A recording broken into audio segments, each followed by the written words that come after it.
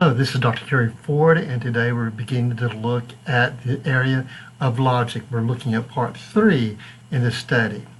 Now, for example, we're going to look at some examples of logical principles and fallacies which you need to implement, especially logical fallacies, and avoid when it comes to fallacies.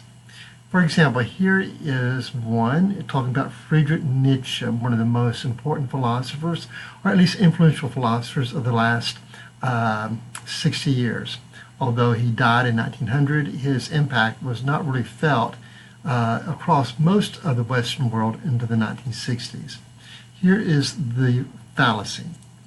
It says, Friedrich Nietzsche was personally more philosophical than his philosophy.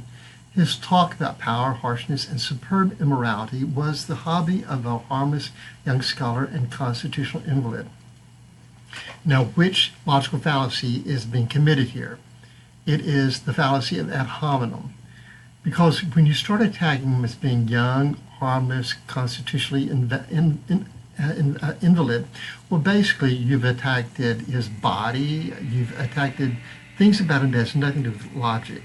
So therefore, that is going to be an ad hominem attack. Again, ad hominem is when you actually attack a person on the basis of age, race, religious beliefs, etc.